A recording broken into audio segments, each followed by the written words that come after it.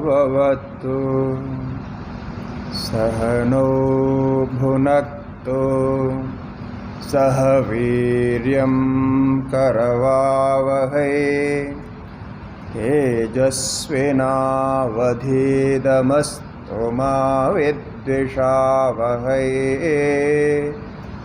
ॐ शान्ति शान्ति शान्तिः।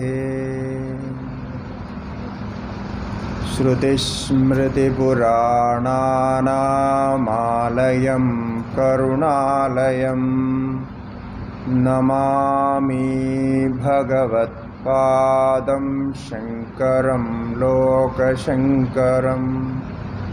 शङ्करं शङ्कराचार्यं केशवं बादरायणं सूत्रभाष्यकृतौ वन्दे भगवन्तौ पुनः पुनः। ईश्वरो गुरुरात्मेति मूर्तिभेदविभागिने व्योमवद्व्याप्तदेहाय दक्षिणामूर्तये नमः। ॐ शान्ति शान्ति शान्तिः।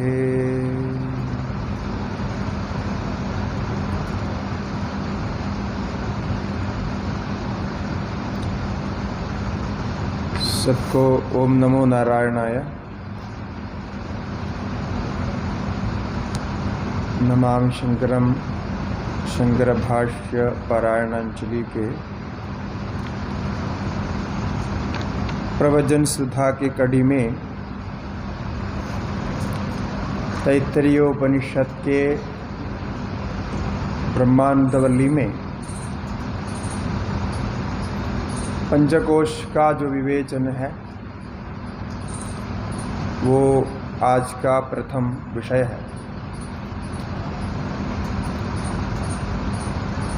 पंचकोश का विवेचन क्यों हुआ,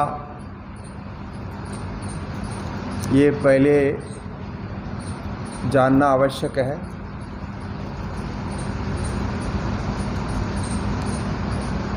आत्मा स्वरूप होने पर भी उस स्वरूप का भान नहीं होता है। स्वरूप को अन्यथा समझा गया है, इसलिए आत्मा स्वयं जैसा है वैसा नहीं जाना जाता है। उपनिषदों में आत्मा को जानने के लिए अनेक प्रक्रियाएं बताई हैं। आत्मा का स्वरूप सच्चिदानंद है, उस सच्चिदानंद आत्मा को अनुभव कैसे कर सकते हैं, उसके लिए अनेक प्रक्रियाएं हैं, एक क्रम बनाया है। ऐसे क्रमों में कार्यकारण प्रक्रिया है एक। सदैव सौम्य इदमग्र आसीत् इत्यादि के द्वारा छांदोग्योपनिषद में वर्णित, और तदनंतर त्रिवितकरण है। त्रिवितकरण की प्रक्रिया के अनुसार तैत्तरीय में पंचभूतों की उत्पत्ति को लेकर के पंचीकरण है। ऐसे कार्य कारण प्रक्रिया आत्मस्वरूप का प्रतिपादन करने के लिए होता है। कार्य जो भी दृश्यमान है वो कारण से अनतिरिक्त है। कारण के स्वरूप ज्ञान से कार्य का ज्ञान हो जाता है। कार्य के ज्ञान को अलग जानने की आवश्यकता नहीं। वाजारंभणम विकारो नामधेयम मृत्तिका इत्येव सत्यम। यही कार्य कारण प्रक्रिया का मिथ्यात्व प्रतिपादन समझा जा सकता है। उसके बाद में दूसरी एक प्रक्रिया प्रसिद्ध है जो साक्षी प्रक्रिया है।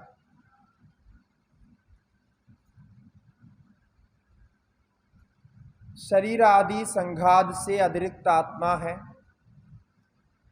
उस आत्मा का विषय आत्मा उसको जानता रहता है। तो जो जो आत्मा का दृश्य बनेगा उसका दृष्टा आत्मा है, साक्षी आत्मा है, ऐसे जानने की प्रक्रिया है। इसको साक्षी प्रक्रिया ऐसा कहते हैं। इसमें शरीर का विवेचन पहले होगा। शरीर क्या चीज है? शरीर दृश्य है कि दृष्टा है? वैसे इंद्रियां भी दृश्य है कि दृष्टा है? मन दृश्य है कि दृष्टा है? प्राण दृश्य है कि दृष्टा है? ऐसा विवेचन करते जाते। उसमें तत्वबोध आदि ग्रंथ में ये एक सरल प्रक्रिया बताई है। जो जो दृश्य है जिसमें ममत्व भाव होता है, मेरा ऐसा भाव होता है, वह आत्मा नहीं होता। जैसे गृह आदि के समान। गृह घर है, घर को हम जब बोलते हैं समझते हैं तो मेरा घर ऐसा समझते हैं, उसमें मेरा लगता है। मैं घर हूं ऐसा कोई कहता नहीं। स्वयं का तादात्म्य संबंध घर से नहीं मानता, घर को स्वयं का विषय मानता है, प्राप्य ज्ञातव्य आदि रूप से विषय मानता है। उसी प्रकार शरीर को लेकर जब विचार करते हैं, शरीर भी दृश्य होता है। तो दृश्य होने के कारण शरीर को भी मेरा शरीर ऐसा कहते हैं, मैं शरीर हूं ऐसा नहीं कहा जाता। इसीलिए ये स्पष्ट है कि जिसमें मेरा ऐसा लगता है वो अनात्मा होता है, वह युष्मत् प्रत्यय गोचर होगा। ऐसा विवेचन जो किया जाता है उसको दृष्ट दृश्य प्रक्रिया अथवा साक्षी प्रक्रिया कहते हैं। इसी संबंध में उपनिषद की और एक प्रक्रिया है जिसको पंचकोश प्रक्रिया कहते हैं। आत्मा का ज्ञान आत्मा इतर की व्यावृत्ति से ही होता है। स्वयं का ज्ञान स्वेतर की व्यावृत्ति से होना, ऐसा कहने से कभी आश्चर्य होता है, ये कैसे होगा कि स्वयं का ज्ञान तो सदा ही होना चाहिए, किंतु किसी कारण से, भ्रम से, अज्ञान से वो अन्यथा कर दिया है। जिस प्रकार होना चाहिए वैसा नहीं हो रहा। तो कहीं ना कहीं कुछ गलत हुआ है, कहीं कुछ मिलावट हो गया है। तो उस मिश्रित भाव से मन के द्वारा, बुद्धि के द्वारा आत्मा को अलग विवेचन करना है।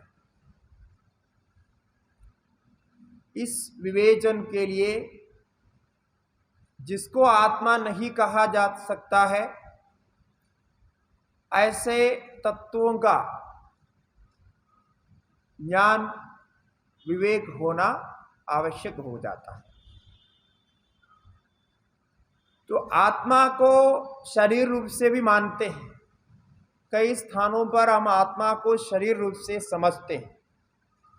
जैसा मैं करता हूँ, मैं भोगता हूँ, मैं बैठा हूँ, मैं जा रहा हूँ, गच्छामि, ऐसा हम जब प्रयोग करते हैं तो इसमें कर्ता के रूप में आत्मा को शरीर के साथ तादात्म्य कर देते हैं। शरीर जाने वाला होता है, चलने वाला होता है, सब कार्य शरीर से हो रहा है, किंतु मैं जा रहा हूँ, मैं कर रहा हूँ, ऐसा भाव वहां प्रकट होता है। सुनने वाला भी यही समझता है कि जो कह रहा है उसका शरीर ही वो सब कुछ कर रहा है। तो जाहिर है कि यहाँ तादात्म्य कर बैठा है, व्यवहार में शरीर का तादात्म्य हो गया। अब आत्मा शब्द का प्रयोग शरीर में करेंगे तो कुछ काल के लिए शरीर को ही आत्मा मान लेंगे, तो उससे अलग कैसे करें? अलग करने के लिए शरीर का स्वरूप क्या है ये विवेचन करना पड़ेगा। ये विवेचन यहाँ प्रस्तुत है। तो शरीर किससे बना वो देखें कि आत्मा का लक्षण जो कहा गया उस लक्षण से कोई संबंध शरीर का है या नहीं,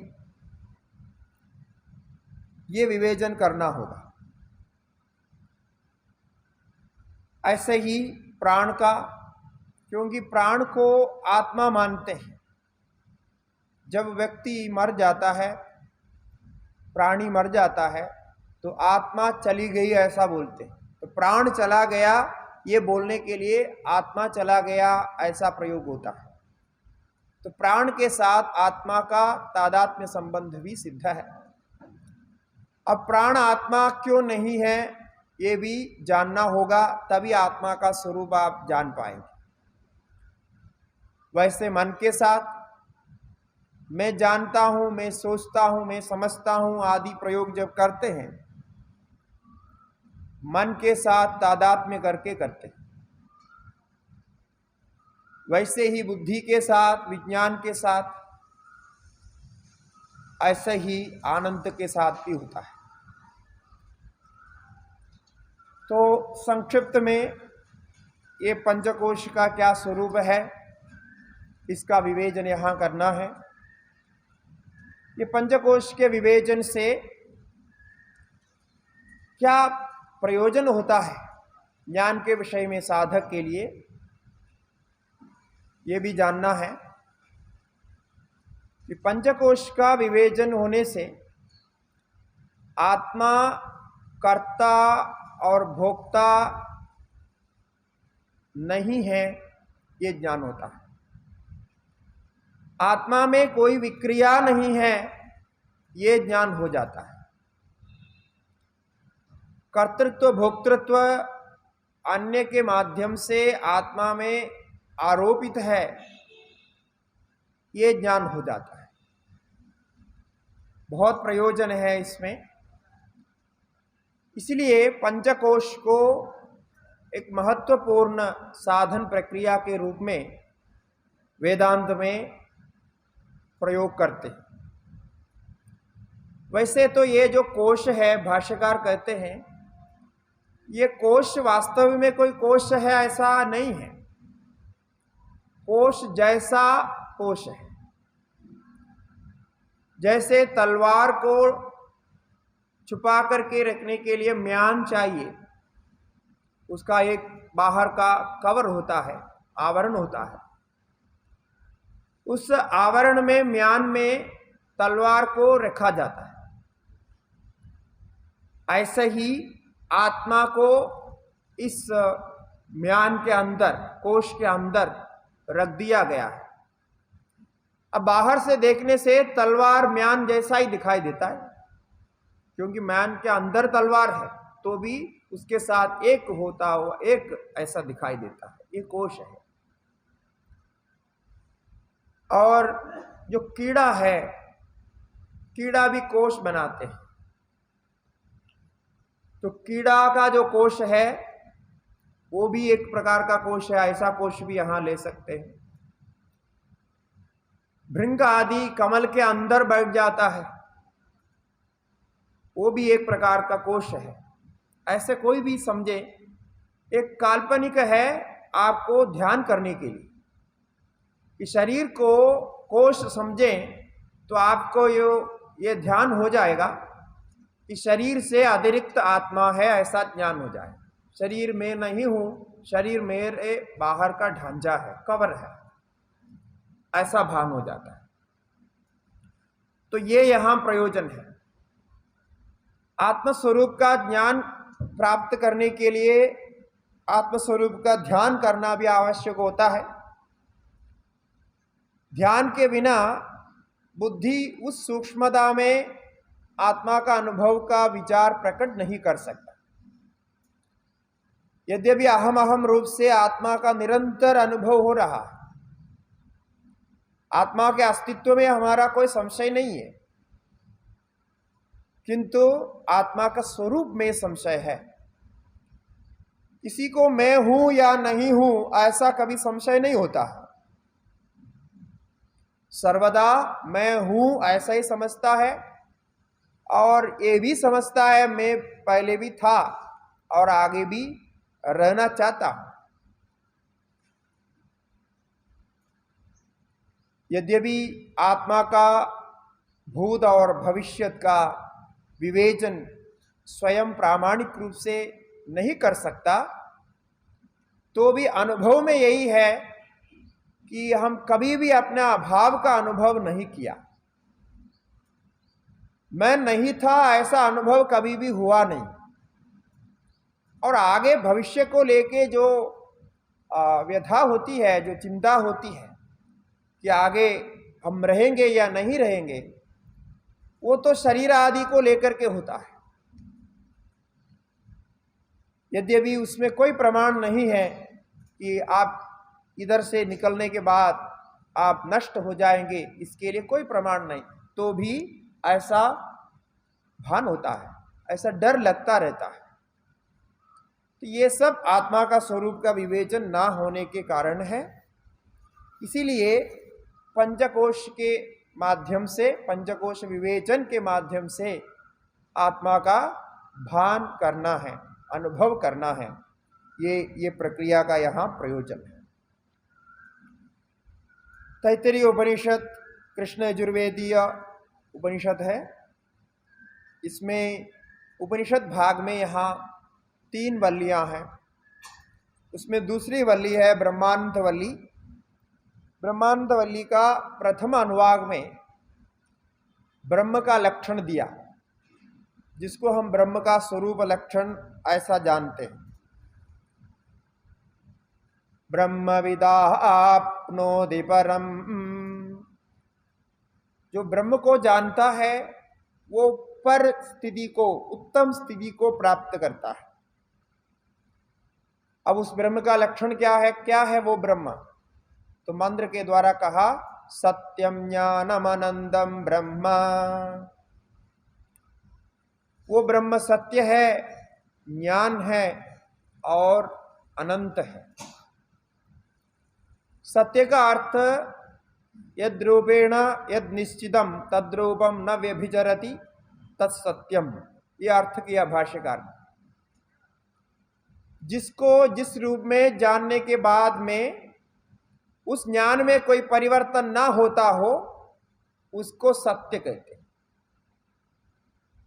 घड़े को घड़ा रूप में जानने से कुछ समय के बाद उसमें परिवर्तन आता है।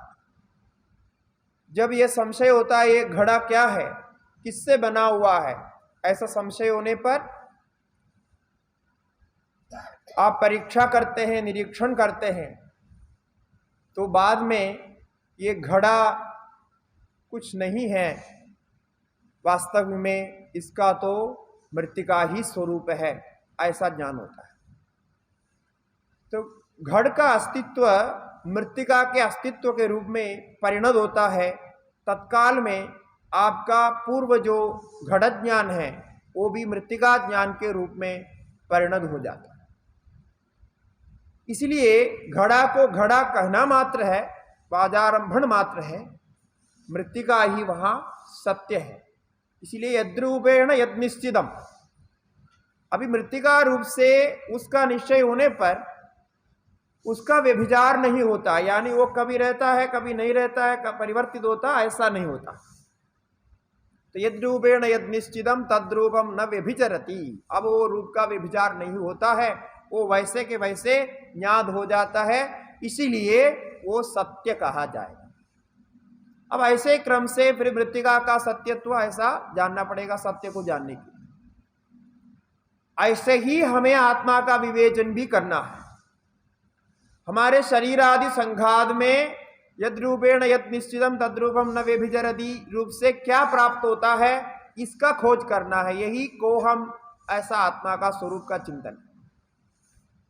क्या यह शरीर आत्मा है? शरीर रूप से हम आत्मा को कह सकते हैं, जान सकते हैं। इसका व्यभिचार होता है स्वप्न में। स्वप्न में ये शरीर नहीं रहता है तो और शरीर वहां आ जाता है। स्वप्नीय शरीर वास्तविक है तो वो भी नहीं है, क्योंकि सुषुप्ति में वो भी चला जाता है, फिर प्रकट होता है। शरीर का परिणाम देकर के भी आप जान सकते हैं, तो इसमें आत्मा का स्वरूप नहीं है, आत्मा तो इससे कुछ अलग ही है। शरीर एक अवस्था में, बाल्यावस्था में कुछ छोटा था, कम माप तोल का था, और बाद में उसका आकार बदल गया, अलग माप तोल का हो गया। तो ये क्या आत्मा ऐसा बढ़ता घटता बदलता रहता है? तो स्वाभाविक है हम स्वयं उत्तर दे सकते हैं कि ऐसा तो नहीं हो सकता, क्योंकि बाल्यादि अवस्था में परिवर्तन आने पर भी स्वयं तो कभी नहीं कहता है कि मुझ में परिवर्तन आ गया, ऐसा नहीं कहता है। कि स्वयं कहता है मैं ही वहां था, मैं ही बाल्यावस्था में था, मैं ही यौवनावस्था में था, मैं ही अब यहां इस अवस्था को प्राप्त करके बैठा।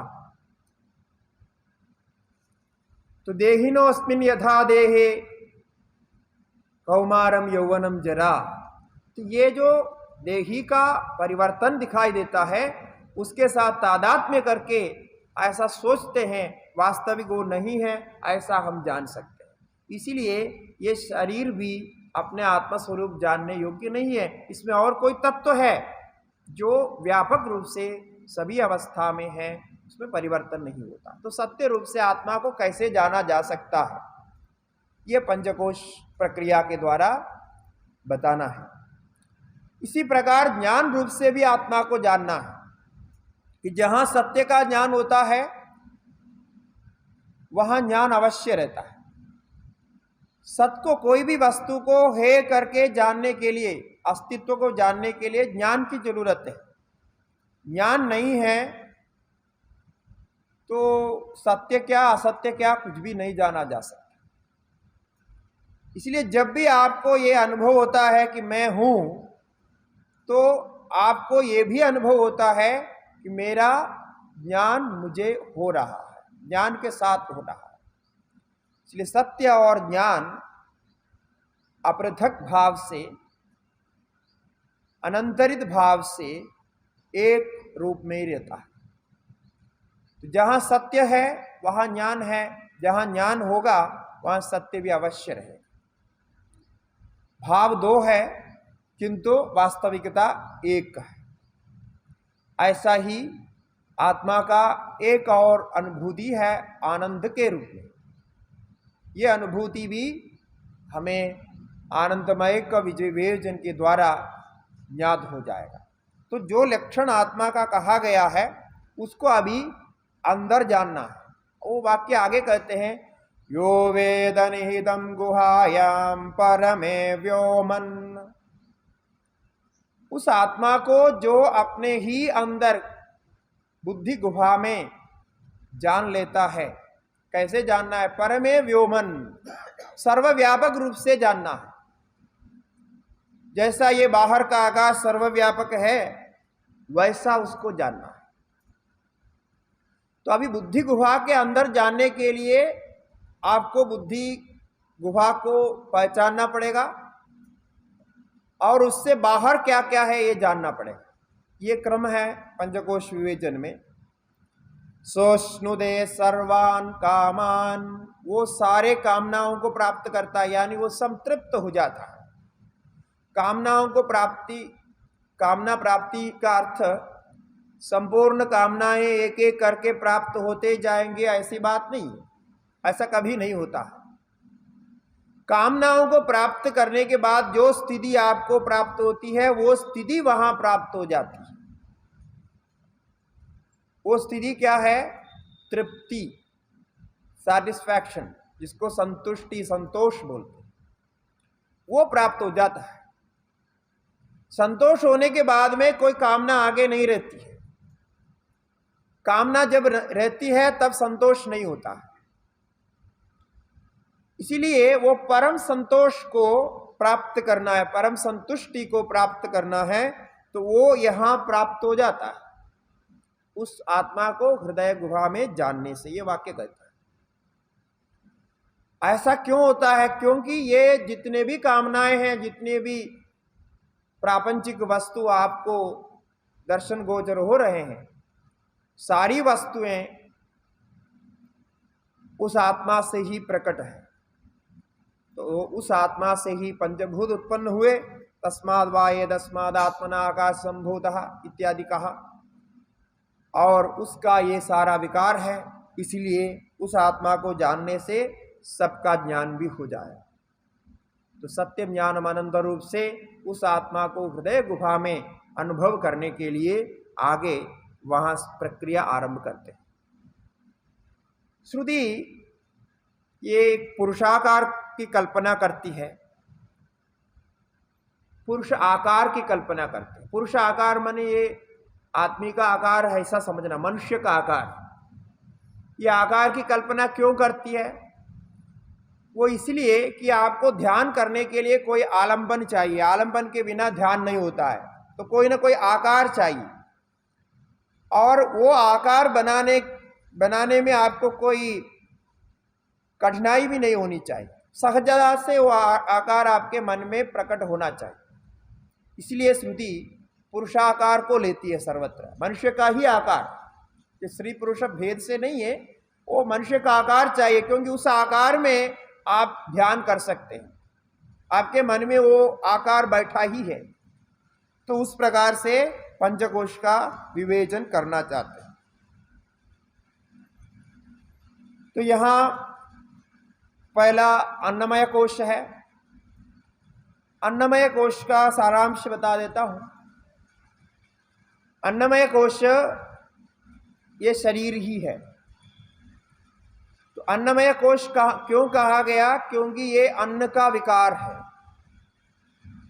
इसका जन्म भी अन्न का विकार से उत्पन्न हुआ। अन्न का विकार जो शुक्र शोणिदादि है, उससे ये शरीर उत्पन्न हुआ, और अन्न खाकर के ये शरीर जीवित रहता है, और बाद में अन्न रूप पृथ्वी को ये प्राप्त करता है। ये हमारे सामने दिखाई देता है। अब उसमें उसके मध्य में जो भी विकार होता है शरीर में, उस विकार को लेकर के हम परेशान होते हैं। अब अन्न से बना हुआ है, ये प्रकृति का कार्य है, तो प्रकृति के संबंध में वो विकार तो अवश्य होगा, विकार होता ही है, क्योंकि वो प्रकृति का कारण है। प्रकृति हमारे यहाँ परिणामी कारण कहा गया। दो प्रकार का कारण प्रसिद्ध है कारण की प्रक्रिया में। एक तो परिणामी कारण है, दूसरा विवर्त कारण। ब्रह्म का स्वरूप ब्रह्म सभी सृष्टि के लिए विवर्त कारण है, किंतु प्रकृति या माया इसमें परिणामी कारण रूप से होता है। अधिष्ठान में कोई परिवर्तन नहीं होता है, इसलिए अधिष्ठान विवर्त में आता है, और बाकी में परिणाम होता है। वो परिणाम होना उसका स्वभाव है। इसीलिए ये अन्नमय कोश में परिणाम अवश्य होता है। अब ऐसे अन्नमय कोश को अपना स्वरूप मानेंगे तो उसको मृत्यु भी है, जन्म भी है, विकार भी है, षड्भाव विकार है, सब कुछ है। क्या हम अपने मृत्यु चाह रहे हैं? क्या हम अपने शरीर को लेकर के स्वयं में ये षड विकार को अंगीकार कर रहे हैं? नहीं कर रहे। हम मृत्यु नहीं चाहते। हम मृत्यु नहीं चाहते हैं, इसलिए श्रुति मार्ग दिखलाती है कि आप मृत्यु से कैसे पार हो सकते हैं। क्योंकि मृत्यु का डर है ऐसा डर जो आपको जीवन भर सताता रहता है, जीवन भर आपके साथ चलता है। मृत्यु के डर के कारण बाकी सारा डर पैदा होता है। भय का मूल कारण क्या है? तो मृत्यु भय ही है। तो मृत्यु भय से पार करने के लिए श्रुति ये मार्ग का अवलंबन करती है कि आप शरीर को अपना स्वरूप ना समझें। तो बहुत बड़ा प्रयोजन होता है, आप मृत्यु भय से बाहर चले जाएं। शरीर में जो विकार होता है वो विकार स्वयं का ना समझें तो आपको मृत्यु भय नहीं रहेगा। स्वयं का विकार समझने पर मृत्यु भय रहता ही। इसलिए ये अन्नमय का विवेचन कर अन्न से उत्पन्न जो भी शरीर का आकार है उसमें परिणाम होकर वो अंतिम विकार को प्राप्त करेगा। जैसा गीता में कहा, देहिनोस्मिन् यथा देहे कौमारम यौवनम जरा तथा देहांतर प्राप्ति। वो देहांतर की प्राप्ति भी वो सदा ही हो जाता है, क्योंकि जातस्य ही ध्रुवो मृत्यु ध्रुवम जन्म मृतस्य च तस्मात् अपरिहार्य अर्थ है, इसका परिहार नहीं कर सकते। तो जैसा कुछ भी बना हुआ है वो बना हुआ अपने परिणाम को प्राप्त करता है, तो उसको क्या आप रोक सकते? क्यों रोकना चाहिए? ये नहीं होता है। इसलिए शरीर का स्वरूप इस प्रकार चिंतन करें। तो यहाँ पुरुषाकार का वर्णन है, इसलिए सवा येष पुरुषो अन्न रसमयः ऐसा कहा। और उस पुरुष का तस्य इदमेव शिरः, ये जो दिखाई देता है यही सिर है। और अयम दक्षिण पक्षः, दक्षिण बाहु को दिखा करके, दाएं बाहु को दिखा करके ये दक्षिण पक्ष कहा। और अयम उत्तर पक्षः, उत्तर पक्ष वाम भाग है। अयम आत्मा जो मध्य भाग है वही इसकी आत्मा है, छाती है। और इदम पुच्छम प्रतिष्ठा, ये नाभि का जो अधस्तात् भाग है यही उसकी प्रतिष्ठा है, आधार है। ये शरीर का आकार की कल्पना की। इस प्रकार अन्नमय का विचार होता है। अब ध्यान में आप बैठते वक्त ये क्रम अपनाना चाहिए कि पहले आंख बंद करके अपनी चेतनता को शरीर पर व्याप्त करना चाहिए। हम सोचते हैं कि शरीर को हम जानते हैं, शरीर को जानते तो है, शरीर अपने स्वरूप है ऐसा मान करके काम तो करते रहते हैं, किंतु शरीर का अस्तित्व का भान, अस्तित्व की जो चेतनता है ये हमें हमेशा नहीं होता है। इसीलिए ध्यान में बैठते वक्त पहले शरीर भाव में क्या हो रहा है उस पर चिंतन करें। पूरा शरीर को एक बार मन में लावें। ऐसा लाने पर आप शरीर का स्वरूप समझने में समर्थ हो जाएंगे। तो मन इधर उधर जाएगा नहीं। तो पैर के अंगूठा से लेकर के मूर्धा तक एक प्रकार पूर्ण चिंतन करें। चिंतन करके अंदर के बाहर के अवयवों को देखने का प्रयास करें। ऐसा प्रयास करने पर आपका मन वहां लग जाएगा। और उसके बाद में सोचें कि इसमें होता क्या है। हम अन्न खा रहे हैं, अन्न खाने के बाद में अन्न का विकार परिणत हो जाता है, वो सप्त धातु में परिणत हो जाता है। उसके द्वारा ये शरीर पृष्ठ है, कार्य कर रहा है, उसमें शक्ति पैदा हो जाती है। ये सारा चिंतन करना चाहिए, क्योंकि हम हमारे मन को हम बदलना चाहते हैं। तो पूर्व चिंतन को बदलने के लिए एक नया चिंतन देना पड़ता है।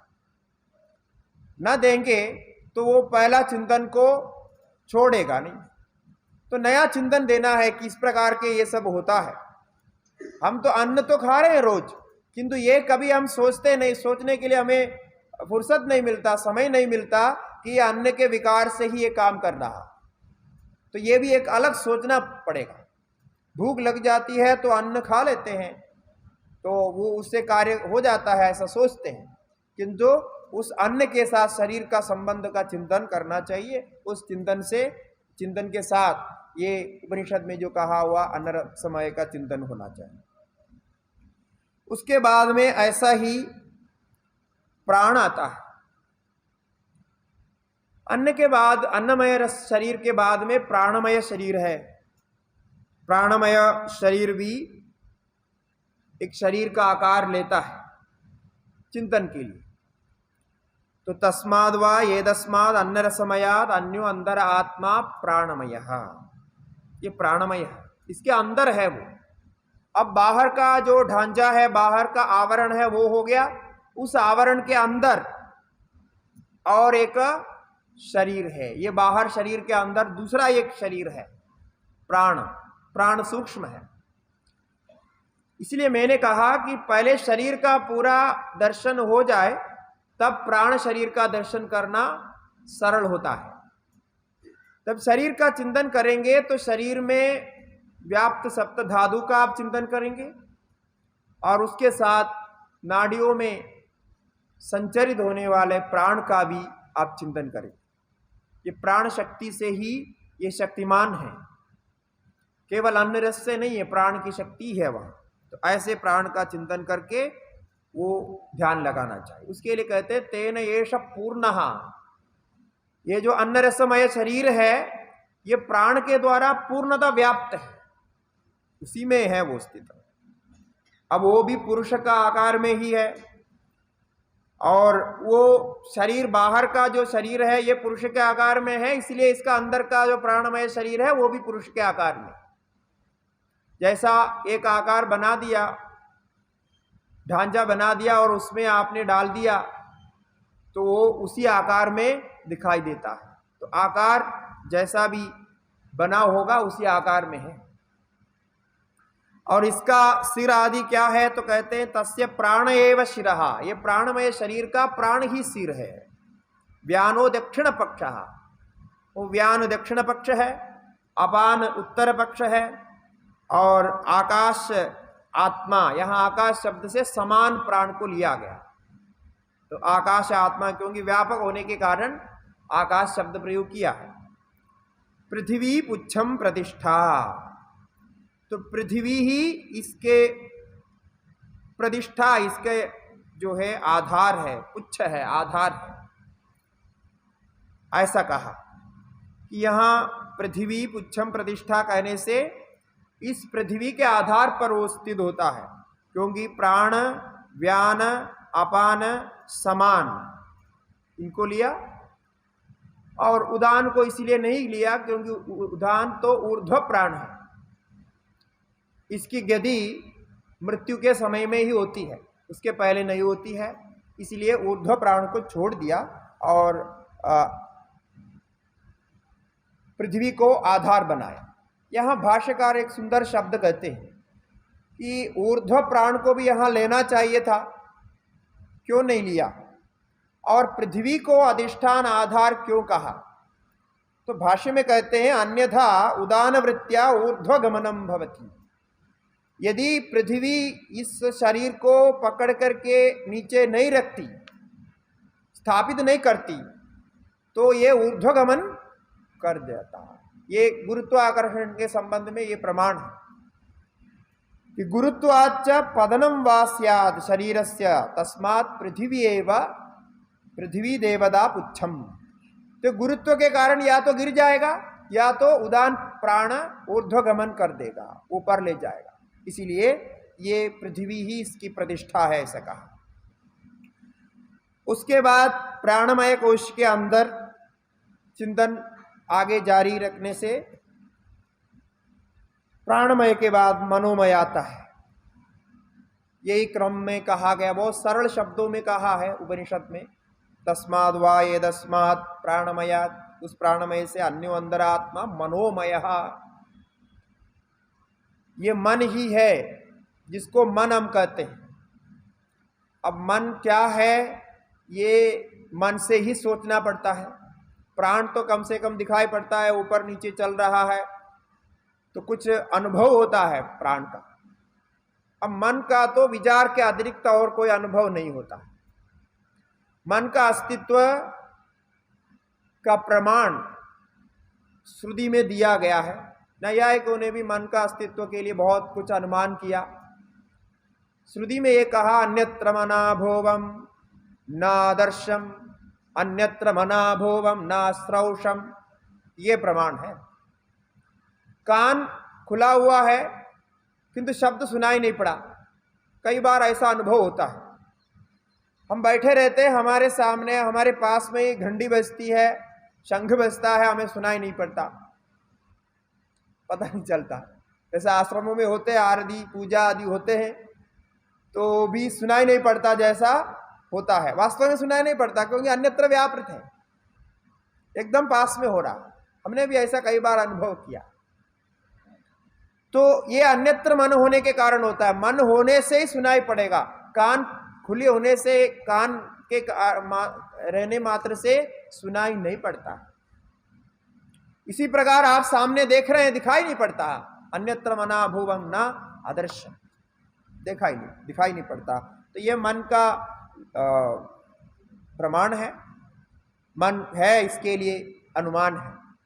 और दूसरा अनुभव है कि स्वप्नावस्था में शरीर का संबंध नहीं है, शरीर का ज्ञान नहीं होता है, केवल मन से ही हम सब कुछ करते हैं। तो ये शरीर तो सो रहा है, ये शरीर चल नहीं सकता, तो आप ये समझ सकते हैं तो वो शरीर से अतिरिक्त कोई तत्व है जो सब कुछ करता है, वो मन है। उस मन का भी आकार यहां बताया, उसका भी पुरुष प्रकार है।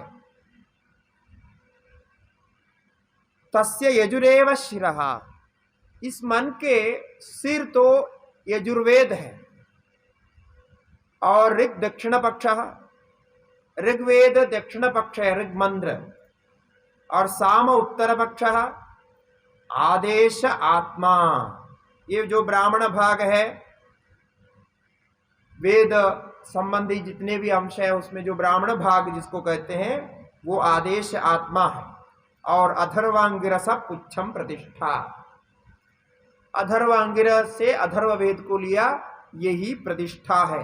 क्योंकि ऋग्वेदी संबंधी कर्म हो, यजुर्वेदी संबंधी कर्म हो, सामवेद संबंधी कर्म हो, उसको करने के लिए अथर्ववेद का ज्ञान होना आवश्यक है। जो अथर्ववेदी होता है उसी को यज्ञ में ब्रह्मा बनाया जाता है।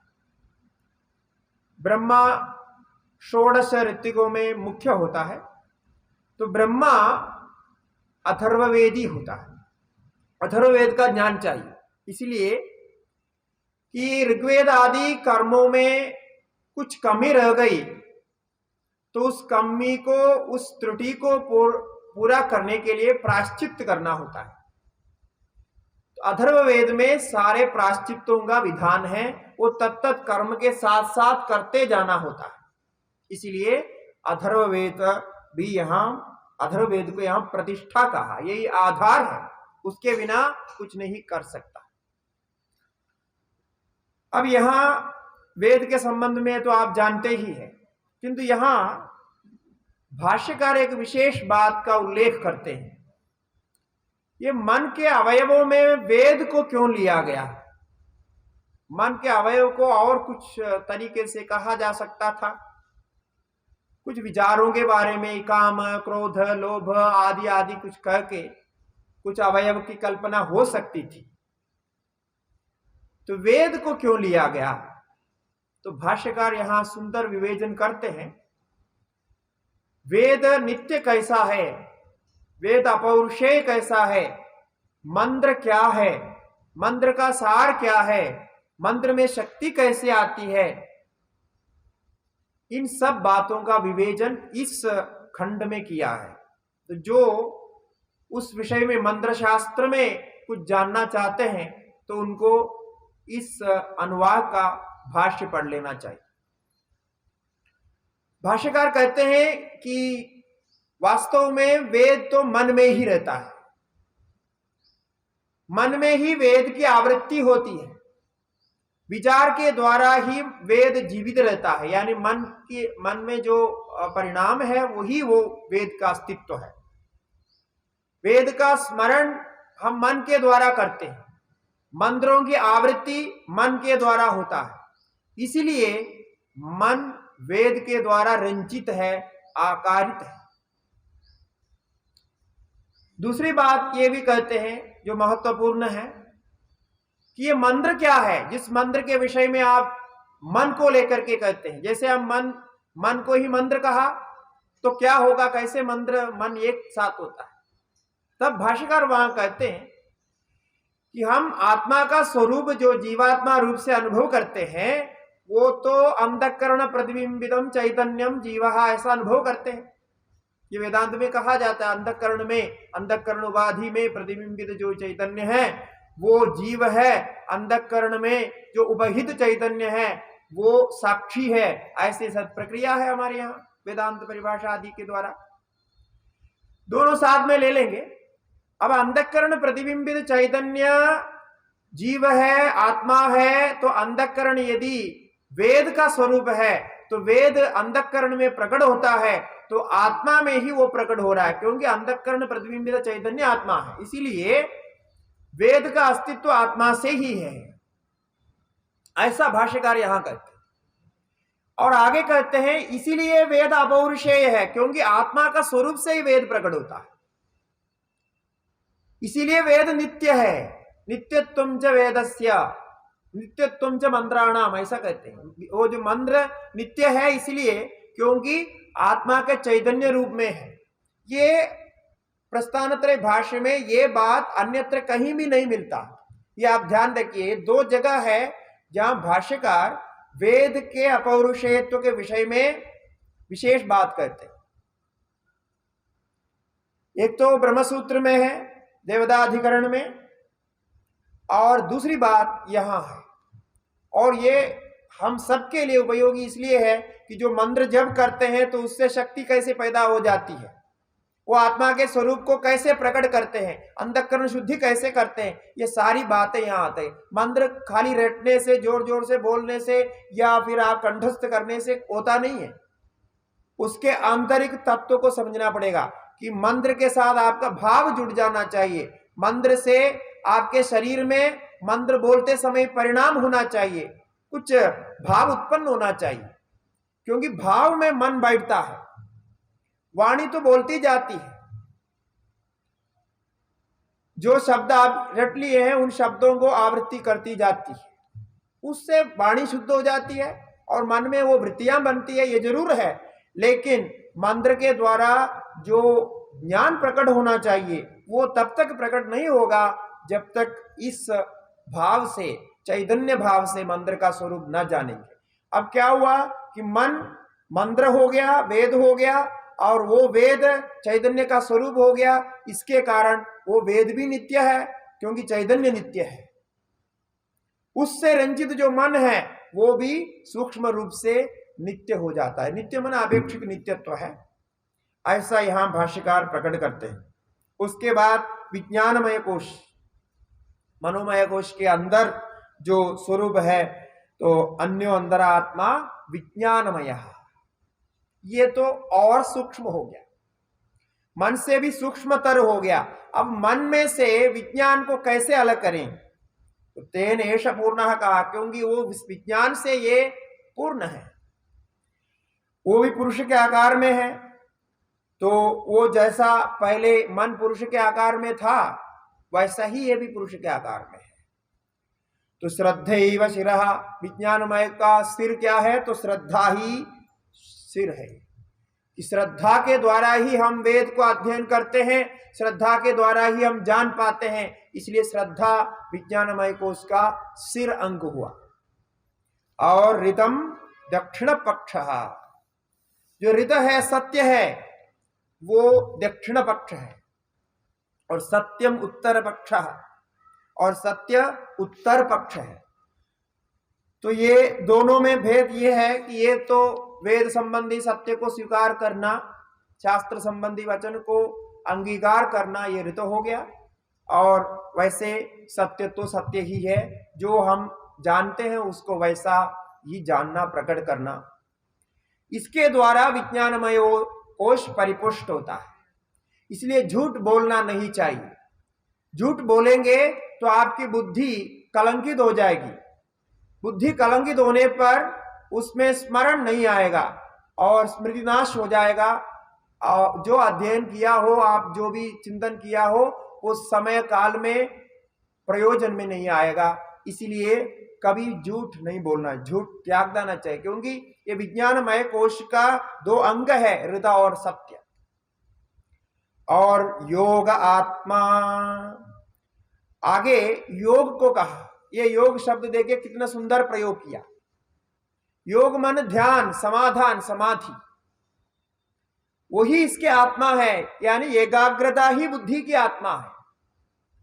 आप एकाग्रता के बिना अध्ययन नहीं कर सकते हैं, एकाग्रता के बिना कुछ नहीं कर सकते। एकाग्रता ही सबसे मुख्य होता है। बुद्धि का जो अंक, मुख्य अंक है, आत्मा है, वो एकाग्रता है।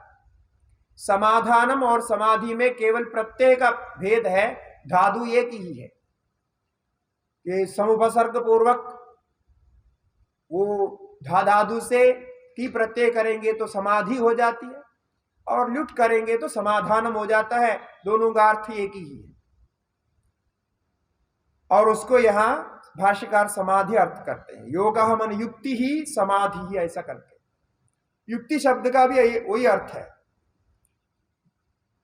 युज समाधो धातु है, उसमें स्त्रियांग प्रत्यय करेंगे तो युक्ति हो जाता है, और उसमें घय प्रत्यय करेंगे तो योग होगा। तो दोनों प्रत्यय का भी अर्थ एक ही है, और जो उसका अर्थ जो समाधान किया वो भी एक ही है। तो इसीलिए वो जो एकाग्रता है, श्रद्धा, ऋत, सत्य के साथ जो एकाग्रता हमारे मन में है, उस पर हम ध्यान देना चाहिए। वही विज्ञानमय कोश है। उसके अंदर फिर आनंद का अनुभव होगा। जब भी देखिए आपका मन जब भी एकाग्र होता है ना, शांत होता है, आप ये स्वयं अनुभव कर सकते हैं। जब भी आपका मन एकाग्र होता है, शांत होता है, आनंद का अनुभव जरूर होगा, शांति का अनुभव जरूर होगा। कितने क्रम से, कितने सही प्रकार से उपनिषद हमें व्याख्या करके दिखा रहे हैं कि आप कोई विषय में भी ध्यान करके, एकाग्र करके मन को शांत कर सकते हैं। क्योंकि मन में एकाग्रता आ गई तो शांत हो गया, तो आनंद का अनुभव होगा। यह आनंद का अनुभव केवल सुषुप्ति में होता है, वो केवल विषय में होता है, ऐसी बात नहीं है। जब जब आनंद का अनुभव होता है, तब आनंदमय का ही अनुभव करते हैं आप। आनंदमय एक अवस्था विशेष नहीं है, आनंदमय एक कोश है। ये सारे कोश आपके साथ हमेशा ही है। एक अलग अलग अवस्थाओं में हो जाएगा ऐसी बात नहीं। इसको समझने के लिए आप विचार कर सकते हैं। ये आनंदमय कोश है। आनंदमय कोश का आकार क्या है? तस्य प्रियमेव शिरः, मुख्य अंग है सिर, तो वो प्रिय ही शिर है। और मोदो दक्षिण पक्षः, और प्रिय से, प्रिय होना मन अच्छा लगना, तो अच्छे लगने से थोड़ा और ज्यादा अधिक अच्छा लगे तो उसको मोद कहते हैं, वो दक्षिण पक्ष है।